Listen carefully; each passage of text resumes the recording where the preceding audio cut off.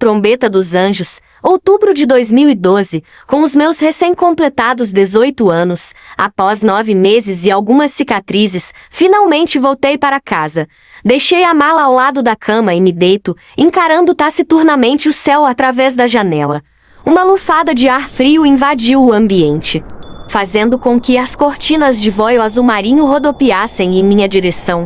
Não sei ao certo se adormeci ou tive uma alucinação devido ao efeito inebriante dos sedativos que ainda corriam em minhas veias, mas tive a estranha impressão de que um rosto se formou nas dobras do tecido. Vislumbrei sua boca se mover em um grito silencioso de socorro e em seguida tudo desapareceu em um suave tremular. Aquela simples visão foi capaz de me congelar, evocando lembranças tenebrosas que fizeram com que o medo fervilhasse pela minha alma. Uma tentativa de suprimi-las. Mordi os lábios com força e ao sentir a dor misturada ao gosto férreo do sangue, momentaneamente consegui impedir que a minha mente divagasse ao passado. Encarei o teto em branco, lutando contra o vazio que se alojou em meu peito ao pensar que, provavelmente após aquela noite infernal, eu nunca mais veria a única pessoa no mundo que algum dia foi capaz de entender o que de fato está acontecendo comigo. Buscando afastar a crescente vontade de chorar por sua ausência, tracei as linhas emolduradas do gesso com o meu dedo indicador, mas distraidamente me peguei desenhando seu rosto em uma espécie de pintura em tela imaginária, como se de alguma forma aquele pequeno gesto pudesse trazê-lo de volta para mim. Uma lágrima furtiva escapou dos meus olhos e rapidamente a apaguei, antes que a torrente se abrisse. Por favor, me ajude a esquecê-lo. Roguei aos céus, correndo os olhos pelo meu quarto com amargura, ao ver que nada ali me pertencia. O meu antigo refúgio agora se parecia mais com um quarto de hóspedes. As paredes haviam sido pintadas de um amarelo açafrão e no lugar dos meus pôsteres de heavy metal, quadros genéricos de flores secas foram dispostos em uma tentativa frustrada de imitar alguma revista de decoração. É como se eu nunca tivesse morado aqui, pensei, a encarar a colcha azul turquesa impecavelmente limpa sobre a cama. Torci o nariz ao sentir um intenso odor de água de rosa se despregando dela, como se uma pessoa idosa houvesse dormido ali.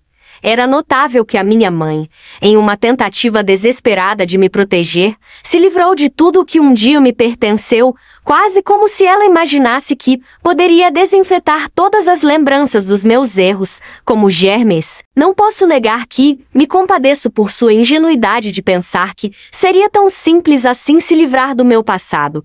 Mas nenhum remédio no mundo me faria esquecer o cheiro de morte ainda impregnado em meu olfato e os gritos que constantemente assombravam os meus sonhos.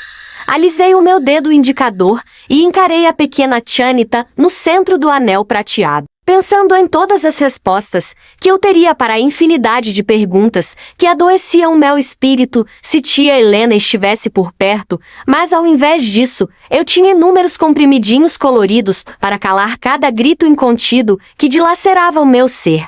Espalmei a bolsa de medicamentos que repousava sobre o criado mudo e bufei, refletindo sobre a pequena fortuna que os meus pais haviam gastado com remédios ao longo dos meses, confiando que eles resolveriam os meus problemas. No entanto, não importa o quão louca eles pensem que eu estou, em meu íntimo eu sei que a magia é a única coisa capaz de me salvar agora, mesmo que em algumas ocasiões eu duvide da minha própria sanidade por acreditar nisso.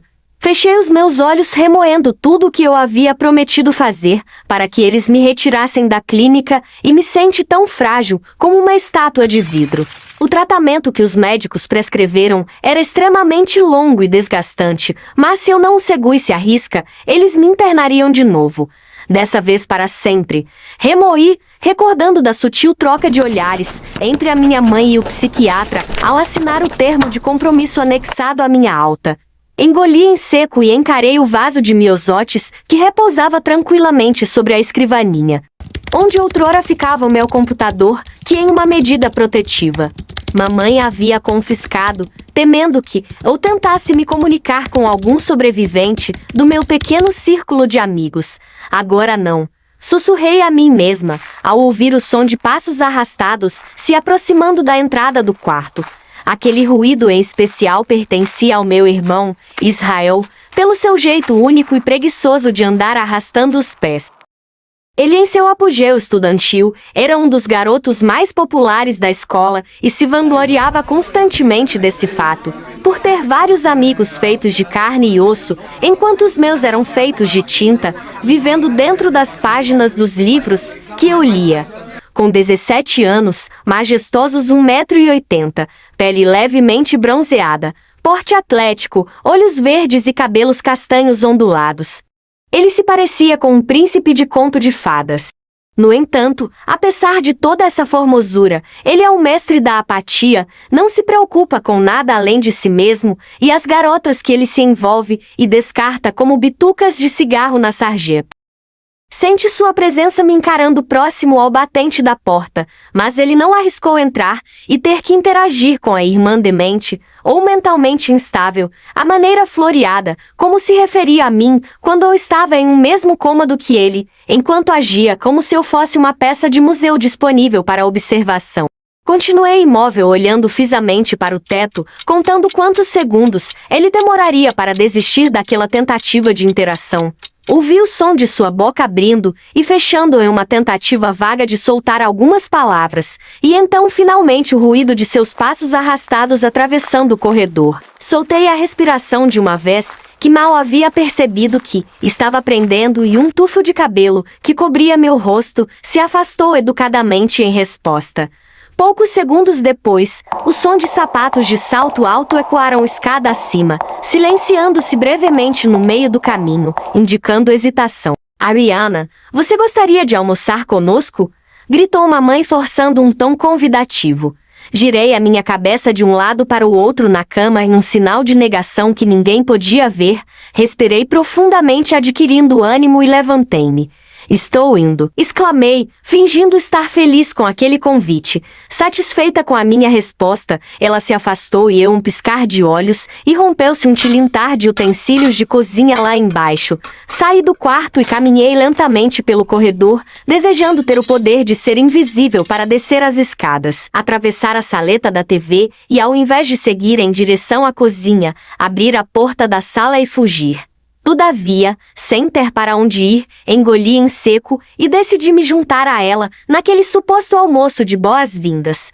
Mamãe me aguardava de pé, em frente à mesa de peroba rosa, com um sorriso acolhedor plastificado em seus lábios. Meneei a cabeça em um pedido de licença e me sentei rigidamente na cadeira. Seus cabelos da cor de flores de camomila estavam presos em um coque apertado e sua pele clara estava levemente ruborizada pelo vapor que escapava das panelas de cerâmica dispostas à mesa.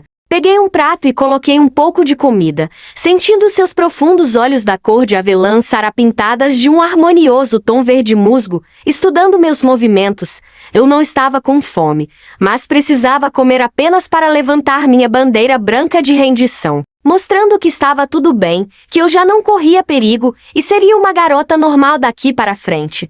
Algo que eu não podia afirmar nem para mim mesma, pois desconhecia a maneira correta de ser normal, mas não me custava muito fingir, enquanto fosse necessário. Os medicamentos, além de me causarem uma estranha sensação de irrealidade e, em alguns casos, uma espécie de dormência emocional com tudo o que acontecia à minha volta, eles enlouqueciam o meu metabolismo.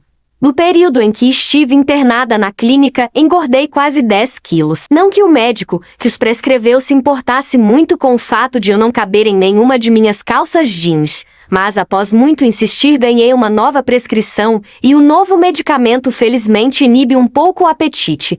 Remexi a comida com o garfo de um lado para o outro, buscando espaço em meu estômago para abrigar aquilo. De vez em quando levava o garfo à boca, refletindo quais seriam meus próximos passos desse dia em diante. O incidente foi o divisor de águas da minha vida. O que já era ruim, ficaria pior desse dia em diante. Eu tinha isso marcado em minha mente como uma queimadura. "Você vai ter que andar na linha e seguir todas as regras", dissera a mamãe, antes de me tirar daquele lugar. As tais regras eu não tinha sombra de dúvida, que não partiam dela e sim do meu pai. Ela se retirou da cozinha e ligeiramente foi até o quarto do meu irmão. Entrei e ouvi ela sussurrando algo, como devemos demonstrar apoio a ela, e logo em seguida a porta se fechando em um baque surdo. Mamãe exprimiu um longo suspiro de angústia enquanto se aproximava da mesa, sentando-se novamente à minha frente. Israel não se importava com nada além da própria sombra. Mamãe, em suas tentativas tolas de unir a família, nos afastou ainda mais, sempre preocupada que não interagimos um com o outro da maneira que ela gostaria, forçando-nos a passar algum tempo juntos, esquecendo o fato que tínhamos personalidades e gostos completamente distintos, cada um em seu próprio mundo, vivendo à sua maneira. Ela pegou um prato e se serviu, permanecendo em silêncio. Conforme comia, lançava-me olhares ansiosos, buscando uma forma de iniciar um diálogo, até que eu me cansei. Israel não está sentindo fome no momento? Foi tudo o que consegui formular na minha cabeça para dizer naqueles minutos agoniantes. Ele está com muitas... Interrompeu-se com uma garfada, mastigou e respirou fundo. Atividades do colégio concluiu com a boca levemente cheia de comida, agitou a cabeça concordando com o que ela mesma dissera. Deu uma leve franzida no senho, típico de quando estava inventando algo, para fazer com que eu me sentisse melhor, e engoliu o restante da comida. Balancei a cabeça ligeiramente, fingindo que havia engolido aquela história. O frango está delicioso, murmurei com a boca cheia. Sua comida não era das melhores do mundo, mas ela se esforçava, sempre testando novos condimentos. Não aguentava mais a comida do hospital. Que bom que gostou. Fiz especialmente para você, com aquele tempero de ervas que Helena usava. Coçou o pescoço meio desconcertada com um pesar na voz ao mencionar o nome dela. Sorri fingindo serenidade e ela retribuiu o meu sorriso. Sem saber o que dizer, ambas permanecemos em silêncio por algum tempo. Entre garfadas e suspiros, você... irrompeu ela, mas hesitou ao fitar a Chanita em meu dedo. Respirei fundo e encarei o prato, mexendo o garfo de um lado para o outro, até que, inesperadamente, senti a minha mão começar a tremer. Discretamente a escondi entre as minhas pernas, imaginando se a tensão que saturava o meu coração era capaz de transparecer em meu rosto. Você está bem? Perguntou mamãe preocupada. Aquela pergunta me soou tão ridícula que tive que lutar contra a vontade de arremessar o prato em sua direção, enquanto um zumbido aflitivo rasgava os meus ouvidos, como se eu estivesse próxima de um grande sino. Nada estava bem, essa era a maior das verdades, no entanto, eu preciso vestir uma máscara e fingir. Caso contrário, mofaria um sanatório para minha segurança, era o que todos me diziam. Soltei os talheres, apoiei os cotovelos sobre a mesa, cruzando as mãos embaixo do queixo, olhei profundamente em seus olhos, o que fez com que ela parasse de comer instantaneamente e retribuísse o meu olhar, deixando a sua coluna ereta como um chicote estirado com atenção. Posso me retirar? Perguntei, mantendo um tom firme na voz. Segurando a ansiedade, preciso de um bom banho e de roupas que não cheirem a hospital. Claro, querida, respondeu compreensivamente. Se precisar conversar, estou aqui, inspirou profundamente, tentando disfarçar a mudança em seu timbre de voz, que se tornava trêmulo. Sei que não é um bom momento, essa fase de adaptação, mas tudo vai ficar bem, concluiu. Emitindo um ruído desagradável com a garganta ao observar meu olhar de repudia. Permaneci em silêncio por alguns segundos com a frase "tudo vai ficar bem" ecoando em minha cabeça, enquanto eu observava aquela face cansada e abatida. Há quantos dias ela não dormia? Pensei, fitando seus olhos adornados por bolsas infladas e esculturas. Sim, eu só preciso passar um tempo sozinha, murmurei suavemente. Enquanto analisava sua estrutura corporal absurdamente delgada, ela me olhou com um brilho lacrimoso nos olhos e uma carranca de angústia. Por um instante ficou apenas me encarando, como se estivesse formulando uma resposta, e então se levantou da mesa com seu prato e talheres nas mãos. Virou-se de costas rigidamente e os repousou dentro da pia em silêncio. Aproveitei a deixa para voltar para o meu quarto, entrei e fechei a porta sutilmente. Encostei as costas na superfície rígida, flexionei os joelhos e escorreguei meu corpo até me sentar no piso frio. Em seguida, abracei as minhas pernas, recostando minha cabeça sobre os meus braços. Um nó imenso crescia em minha garganta. Uma sensação horrorosa que não desaparecia há dias. Senti em meu peito uma necessidade imensa de chorar por tudo que perdi. Mas a droga, que corria em minhas veias, me impediu de exteriorizar a dor. E como tantas outras vezes, eu tive a estranha sensação de observar o meu corpo de cima, ali sentado imóvel, remoendo tudo o que deixei para trás.